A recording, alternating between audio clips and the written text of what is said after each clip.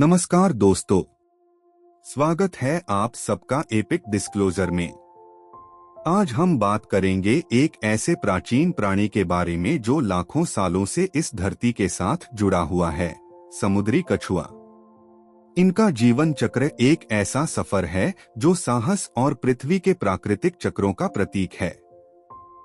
क्या आप जानते हैं कि समुद्री कछुओं की कुछ प्रजातियां लगभग 100 मिलियन साल पहले से धरती पर हैं? और ये इस समय के एक प्राचीन जीवाश्म जैसे हैं जो अपने जीवन के अलग अलग चरणों में एक दुर्लभ और रोमांचक कहानी लिखते हैं। इनकी सबसे खास बात यह है कि सिर्फ 1000 में से एक कछुए का बच्चा ही वयस्क होने तक जीवित रह पाता है। तो चलिए समुद्री कछुओं के इस जीवन चक्र का एक सफर करते हैं और जानते हैं यह प्राणी कैसे अपने जन्म से लेकर वयस्क होने तक अनेक चुनौतियों का सामना करता है।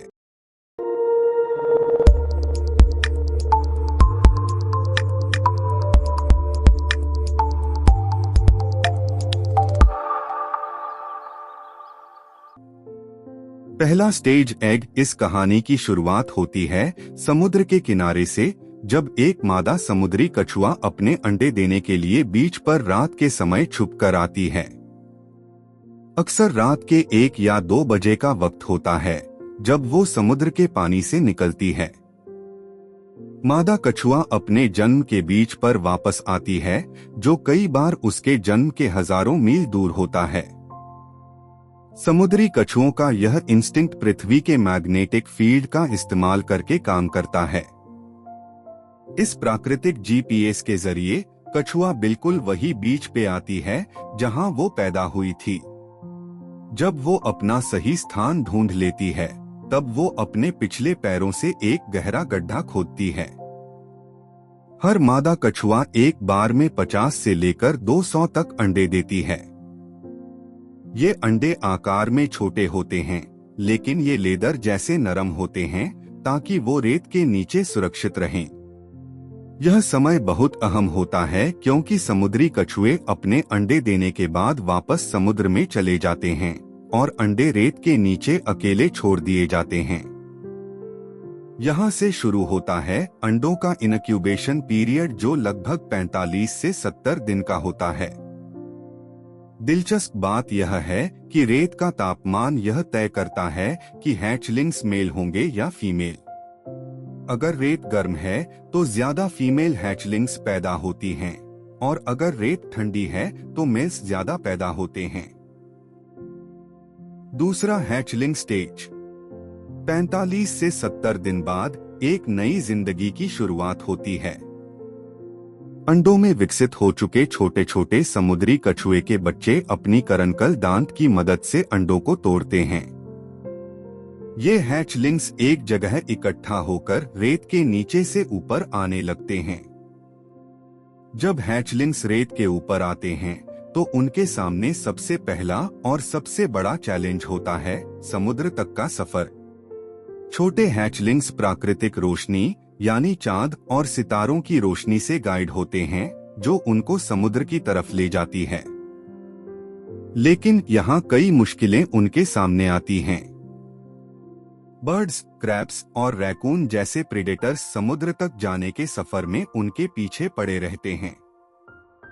कई बार आर्टिफिशियल लाइट्स, जो बीच के आसपास के होटलों और शहरों से आती हैं, इन हैचलिंग्स को कंफ्यूज कर देती हैं, जिससे वो गलत दिशा में चले जाते हैं। यह बहुत बड़ा रिस्क होता है क्योंकि अगर हैचलिंग्स समुद्र तक नहीं पहुंचती तो वो बच नहीं सकती।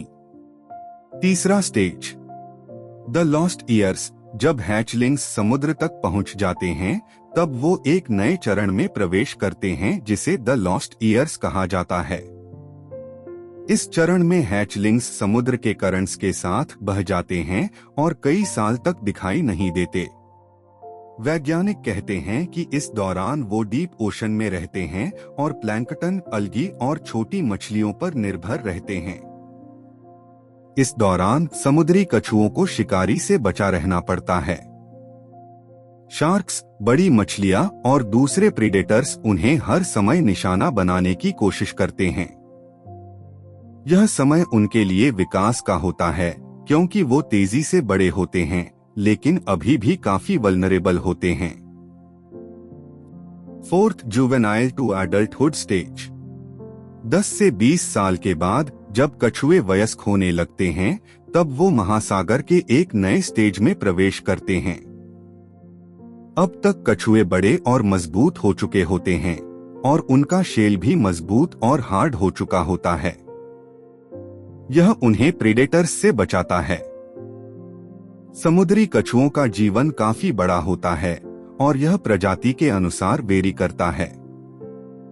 वयस्क कछुए समुद्र के अनेक हिस्सों में सफर करते हैं और अपनी फूड चेन का एक अहम हिस्सा बन जाते हैं। ये अलग अलग चीजें खाते हैं, जैसे सीग्रास, जेलीफिश और क्रस्टेशंस।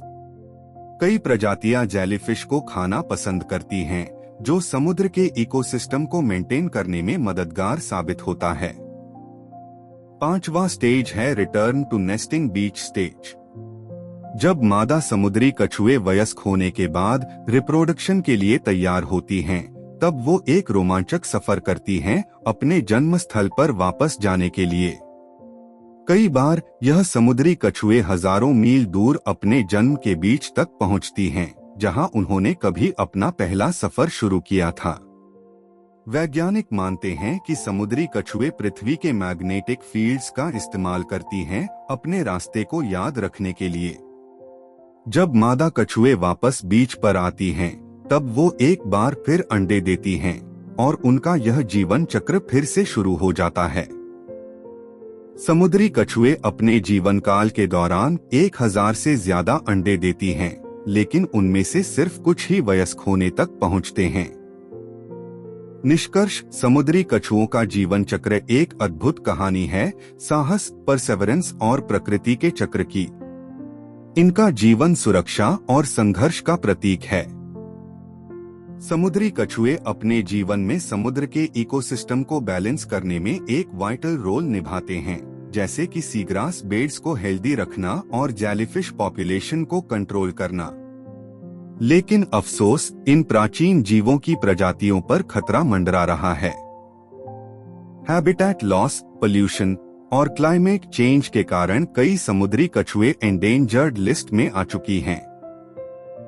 हमें मिलकर इन्हें सुरक्षित करना होगा, ताकि ये प्राणी अपने समुद्री सफर को जारी रख सकें। आपको इस जीवन चक्र का कौन सा हिस्सा सबसे इंटरेस्टिंग लगा? हमें कमेंट्स में जरूर बताएं। अगर आपको यह वीडियो पसंद आई हो, तो इसे लाइक करें, एपिक डिस्क्लोजर को सब्सक्राइब करें और बेल आइकन दबाएं ताकि आपको हमारे नए वीडियोस का नोटिफिकेशन मिल सके।